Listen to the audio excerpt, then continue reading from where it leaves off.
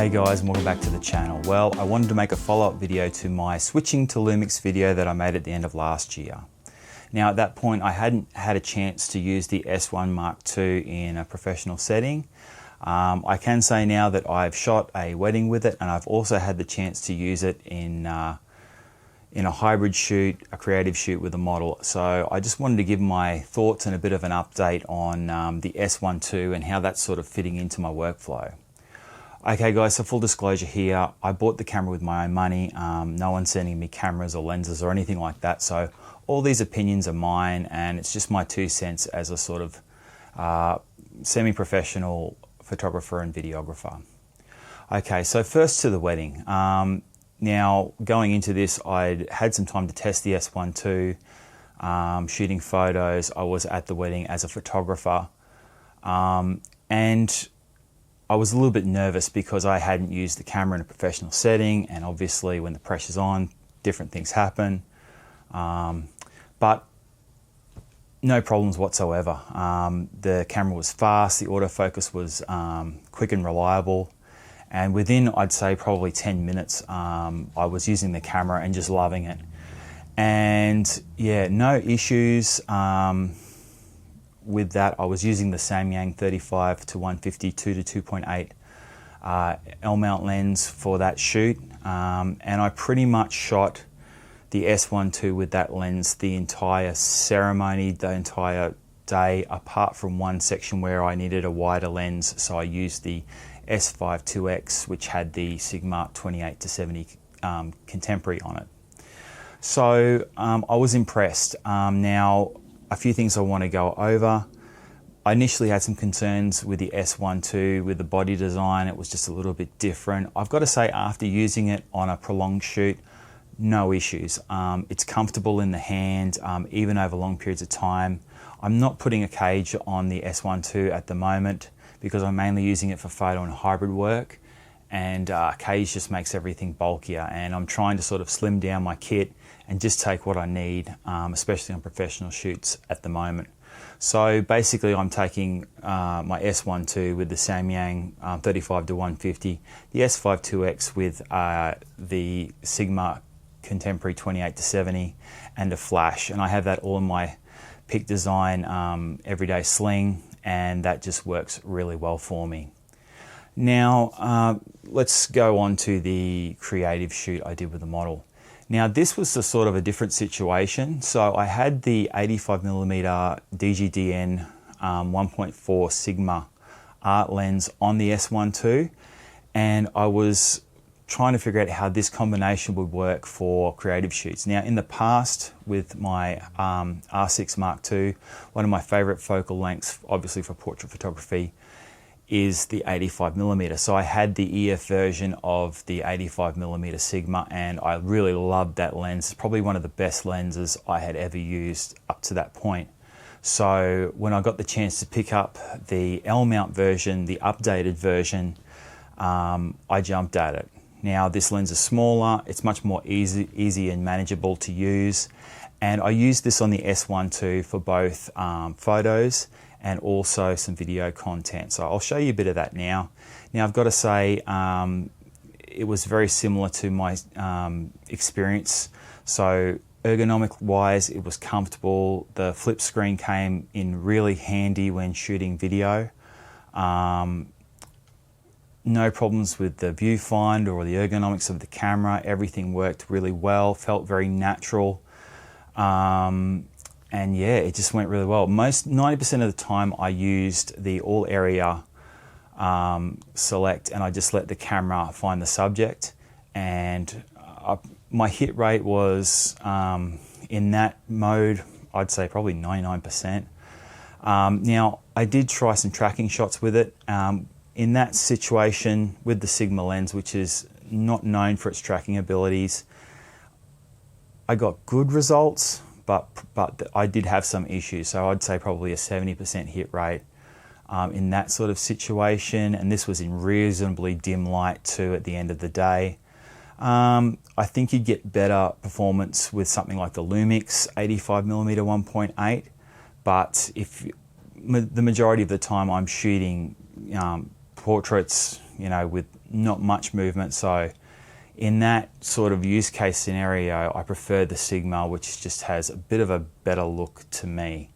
But yeah, for general purpose portrait photography, I'd say it's 99%. For the tracking shots, the hit rate is a bit lower, but still I think acceptable. Okay, so let's just talk about the look of the files and the video. I'm really impressed. Now, I've shot and used these files both in Lightroom and in Capture One. I prefer Lightroom for situations where I have to do more edits, or I just want to do a quick edit of something, and I prefer Capture One for when I want really fine control of color and I want to really go in and just do some more detailed work on, say, portrait shots. In both softwares, the files are great, lots of dynamic range. I really like the colors, and there's just something about the files that, there's something about Lumix files in general, like the S5 II and X and the S9, those files too, they just have a richness, and the colors I like. Now, everyone talks about Canon colors. I shot Canon before I switched to Lumix for, what are we going on now? Over 10 years, more than 10 years. And I prefer the current Lumix colors to the current Canon colors. Now, you can say I'm crazy, whatever. You can think whatever you want. That's just my personal opinion. The last Canon camera that I really loved the colors out of was the EOS R, which used the 5D Mark IV sensor. And I'm not saying that the colors are bad or that I didn't get good results out of the R6 Mark II, but since switching to Lumix, I just like the colors better. Okay, so that's just my personal opinion, and that's in for photos. Now, for video, I am using Phantom LUTs to do all my color conversions. I use the Jamaica LUT 90% of the time. I just love that look. I've gotten used to grading it, grading the footage using that Jamaica LUT. And so I'll show you some of the footage here I shot of the model, Gabrielle. And yeah, this was just quick clips in between doing photos. And the S1ii with the Sigma 85 1.4 performed great. Focus was dead on every shot. I didn't miss any shots or lose any shots because of missed focus. So whatever issues I know that that lens with some of the older Lumix bodies had issues, but whatever those issues were, I think it's all been solved with firmware and whatnot over the years. So I had absolutely no issues with autofocus in video. So just wrapping up, guys, am I still happy with my decision? I think I'm more than happy. I think, honestly, this latest series of Lumix cameras, the S1, 2i and R2, are just fantastic cameras. At some point, I would like to upgrade from the S5 IIX and maybe get something like the S1 R2. I just really love that flip screen, and just the camera just feels a little bit more quick and responsive to me than the S5 IIX, which is still a fantastic camera. Like, I bought that camera with my own money. I love that camera, but I like the S1 II better.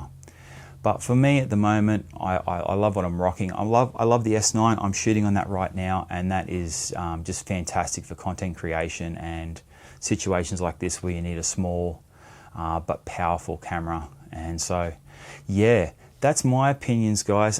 Thanks for everybody that commented on the last video. I really love people sharing their experiences, like actually using the camera. I think with YouTube, and I'm just as bad as everybody. Like, I watch all the videos too, but I think YouTube has become very much about selling gear to people and whatnot. And I think you should use whatever works for you. Okay, I tried out the Lumix, the S9, and that's the direction I've gone.